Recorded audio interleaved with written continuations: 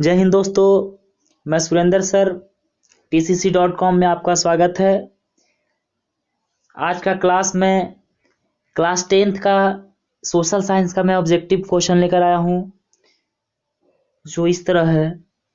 Number 1, कहा जा रहा है कि यूरोप का मरीज किसे कहा जाता है। यूरोप का मरीज किसे कहा जाता है? तो यूरोप का मरीज तुर्की को कहा जाता है। नंबर ए ऑप्शन राइट होगा। नेक्स्ट क्वेश्चन है कि यंग इटली की स्थापना किसने की? यंग इटली का स्थापना किसने की? तो मेजनी ने की। Option number A. नेक्स्ट में है अंतर्राष्ट्रीय महिला दिवस कब मनाया जाता है?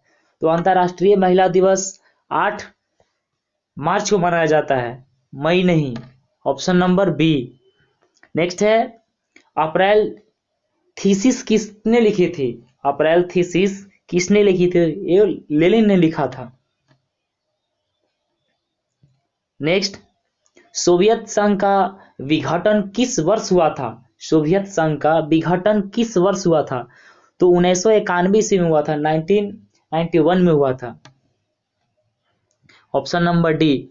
नेक्स्ट क्वेश्चन है अंकोर वाट में किस हिंदू देवता का मंदिर है? अंकोर वाट में किस हिंदू देवता का मंदिर है? तो ये ऑप्शन नंबर ए होगा, विष्णु जी का है। नेक्स्ट क्वेश्चन, गांधी जी को महात्मा की उपाधि किसने दी थी? अच्छा क्वेश्चन है। गांधी जी को महात्मा का उपाधि किसने दी थी? एन बेसेंट ने दिया था, एन बेसेंट ने। और गांधी जी का अगर गुरु पूछेगा तो गोपाल कृष्ण गोखले हैं। इसका ऑप्शन नंबर सी, यानी गोपाल कृष्ण गोखले गुरु कहेगा। और नेक्स्ट में इसमें आपसे पूछ रहा है कि महात्मा की उपाधि किसने दी?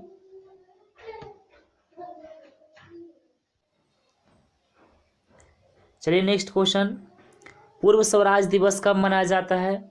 तो पूर्व स्वराज दिवस 26 जनवरी 1930 यानी कि 26 जनवरी को भी मनाया जाता है। यह कब हुआ था? पूर्व स्वराज दिवस कब मनाया गया था? तो 26 जनवरी 1930 ईस्वी को मनाया गया था। हीराकुंड परियोजना है, हीराकुंड परियोजना किस नदी के किनारे पर है, यानी कहाँ पे है? तो महानदी पर है। Option number A. नेक्स्ट बताया जा रहा है कक्षा 10 सामाजिक विज्ञान मॉडल पेपर 2022। सॉरी, इसमें कुछ गलत टाइप्स हो गया है।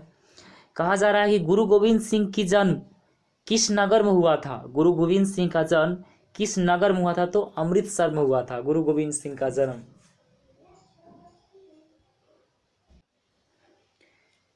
नेक्स्ट क्वेश्चन है ईस्ट इंडिया कंपनी भारत से अफीम का निर्यात किस देश को करती थी? अफीम का एक होता है, खेती होता है, उसका निर्यात किस देश को करती थी? तो ऑप्शन नंबर बी, चाइना को करता है, यानी चीन को करता था। नेक्स्ट क्वेश्चन है रूसो किस देश का दार्शनिक था? रूसो किस देश का दार्शनिक था? तो ये फ्रांस का था। Option number A. Next question है निम्नलिखित में कौन सा नवीकरणीय संसाधन है? नवीकरणीय संसाधन बहुत ही अच्छा क्वेश्चन है, जो बार बार आता है क्वेश्चन। नवीकरणीय अनवीकरणीय दोनों से क्वेश्चन आता है। तो नवीकरणीय संसाधन वैसे संसाधन को कहा जाता है जो एक बार खत्म होने के बाद पुनः दोबारा प्राप्त किया जा सकता है, यानी कि जो जल हो गया, झरना हो गया, सूर्य के प्रकाश, सौर ऊर्जा हो गया, ये सब जो है नवीकरणीय संसाधन में आता है। अनवीकरणीय संसाधन जैसे पेट्रोल हो गया, कोयला हो गया, लौह अयस्क हो गया, ये सब जो है अनवीकरणीय संसाधन का उदाहरण है, अनवीकरणीय का ही उदाहरण है। आपसे क्वेश्चन कर सकता है कि नवीकरणीय संसाधन क्या है, सब्जेक्टिव में भी पूछ सकता है 2 नंबर का, और ऑब्जेक्टिव में भी क्वेश्चन, मोस्ट भी आई है, भी आई है जो है क्वेश्चन से। नेक्स्ट क्वेश्चन बताया जा रहा है कि जामनगर तेल शोधक कारखाना किस राज्य में स्थित है? जामनगर तेल शोधक कारखाना किस राज्य में स्थित है? तो इसका आंसर होगा ए, गुजरात में स्थित है। नेक्स्ट क्वेश्चन 15 में चलते हैं। तो बताया जा रहा है कि तारापुर परमाणु विद्युत केंद्र है, तारापुर किस परमाणु का विद्युत केंद्र माना जाता है? ऑप्शन नंबर बी, महाराष्ट्र को माना जाता है। नेक्स्ट क्वेश्चन है कि पर्यावरण संरक्षण हेतु पहला विश्व शिखर सम्मेलन कहाँ हुआ था? तो पहला विश्व शिखर सम्मेलन हुआ था बाबू, ये स्टॉकहोम में हुआ था, स्टॉकहोम में हुआ था। नेक्स्ट क्वेश्चन 17 में बताया जा रहा है कि 1992 ईस्वी में पृथ्वी सम्मेलन कहाँ हुआ था? 1992 ईस्वी में पृथ्वी सम्मेलन कहाँ हुआ था? तो इसका होगा रियो डी जनेरियो में हुआ था, रियो डी जनेरियो। नेक्स्ट बता रहा है कि भारत में कोयले का सर्व प्रमुख उत्पादक राज्य है, यानी कि सबसे ज़्यादा जो होता है प्रमुख का यानी उत्पादक कहाँ पे है, यानी कोयला खदान सबसे ज़्यादा कहाँ पे है, तो झारखंड में है, सबसे ज़्यादा है जो धनबाद झारिया झारखंड में है। नेक्स्ट बताया जा रहा है कि भारत में सर्व प्रमुख चावल उत्पादन किस राज्य में होता है, यानी कि सबसे ज़्यादा जो है चावल का उत्पादन किस राज्य में होता है, तो पश्चिम बंगाल में ज़्यादा होता है, सबसे ज़्यादा होता है। नेक्स्ट कहा जा रहा है कि भारत में रेडियो का पहला प्रसारण किस वर्ष में हुआ था, रेडियो जो चलता था, अभी भी रेडियो चलता है कहीं कहीं, तो रेडियो का प्रसारण कहाँ किस वर्ष हुआ था, तो 1923 इसमें सबसे तीव्र गति में चला था। नेक्स्ट बता रहा है कि भारत में हरित क्रांति शुरू हुई थी, यानी कि भारत में हरित क्रांति शुरू किस वर्ष हुआ था, तो ऑप्शन नंबर 20 का होगा 1966 ईस्वी में हुआ था। नेक्स्ट क्वेश्चन है कि सूती कपड़ा उद्योग का कच्चा माल है, सूती कपड़ा उद्योग का कच्चा माल क्या है, तो कपास है जो सूती उद्योग का कच्चा माल कहा जाता है, यानी कि कपास जो है सूती उद्योग का कच्चा माल है। नेक्स्ट क्वेश्चन है 23, रेशमी वस्त्र उत्पादन का प्रमुख केंद्र है, रेशमी वस्त्र का प्रमुख उत्पादन केंद्र किस कहाँ पे है, तो भागलपुर में है, रेशमी वस्त्र का उत्पादक केंद्र भागलपुर। नेक्स्ट क्वेश्चन है 24, उर्वरक कारखाना अवस्थित है, उर्वरक कारखाना अवस्थित है, तो इसका आंसर होगा ए, बरौनी में स्थित है। नेक्स्ट है रंग भेद की नीति के विरोध आवाज़ किसने उठाई थी, रंग भेदभाव को होता था उसका जो उठाया था भेद, तो मार्टिन लूथर किंग ने उठाए थे, मार्टिन लूथर किंग ने। नेक्स्ट बता रहा है कि धर्म को समुदाय का मुख्य आधार मानने वाले व्यक्ति को कहा जाता है, धर्म को समुदाय का मुख्य आधार मानने वाले को व्यक्ति को किसको कहा जाता है, तो ऑप्शन नंबर बी होगा, इसको कहा जाता है कि सांप्रदायिक।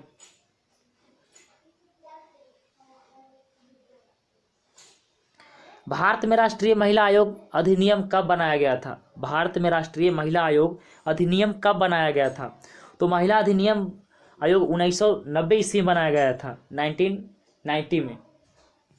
भारत में संविधान सभा का गठन कब हुआ, भारत में संविधान सभा का गठन कब हुआ, तो 1946 ईस्वी में हुआ था। नेक्स्ट क्वेश्चन बताया जा रहा है कि तेलंगाना राज्य का गठन कब हुआ, तेलंगाना राज्य का गठन 2 जून 2014 ईस्वी में हुआ था।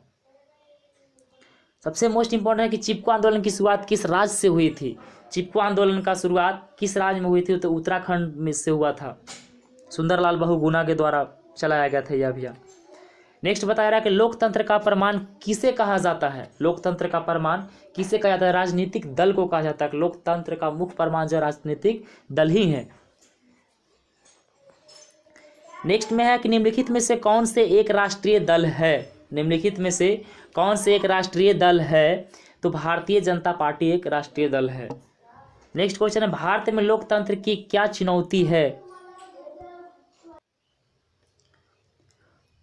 तो इसका आंसर होगा इनमें से सभी, जातिवाद को भी कहा जाता है, आतंकवाद को भी कहा जाता है, परिवारवाद को भी कहा जाता है, इनमें से सभी होगा।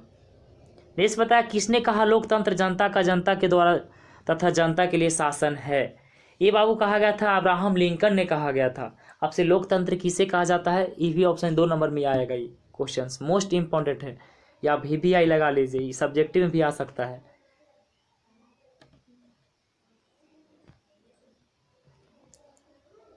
नेक्स्ट क्वेश्चन निम्नलिखित में से कौन सा कदम लोकतांत्रिक सुधार की सूचक है, यानी किसको कहा जाता है, तो पंचायती राज को कहा जाता है, ऑप्शन नंबर बी 35 का। 36 का भारत का योजना आयोग का अध्यक्ष कौन होता है, भारत का योजना आयोग का अध्यक्ष कौन होता है, तो इनमें से प्रधानमंत्री होता है योजना आयोग का अध्यक्ष।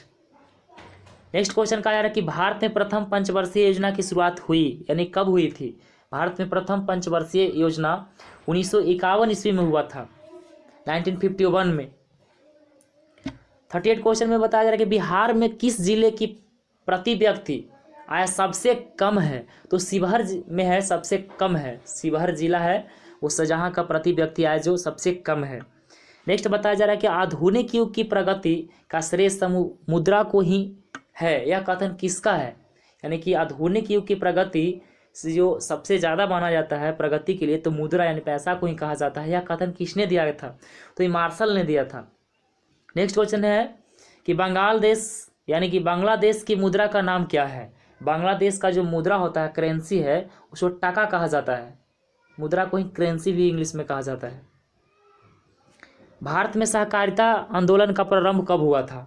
भारत में सहकारिता आंदोलन का प्रारंभ कब हुआ था? तो इसको ऑप्शन 1904 होगा, यानी कि सी इसका आंसर सही होगा। नेक्स्ट बता रहे कि भारत में कितने राष्ट्रीयकृत बैंक है?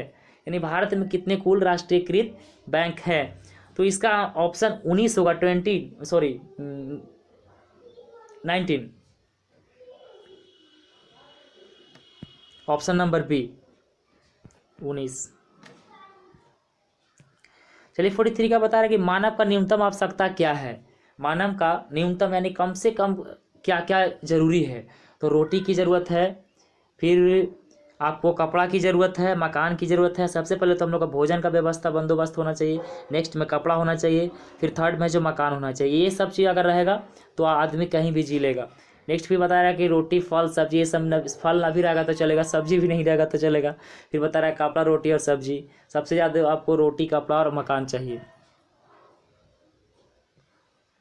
इनमें से कौन पूर्णतः सरकारी सेवा है? इनमें से कौन सबसे पूर्णतः सरकारी सेवा है? तो नंबर ए में कहा जाता है स्वास्थ्य सेवा, शिक्षा सेवा और सैन्य सेवा और वायुसेना सेवा। तो इनमें से सबसे पूर्णतः सरकारी सेवा जो है ऑप्शन नंबर सी सैन्य सेवा को कहा जाता है। स्वास्थ्य सेवा भी है सरकारी।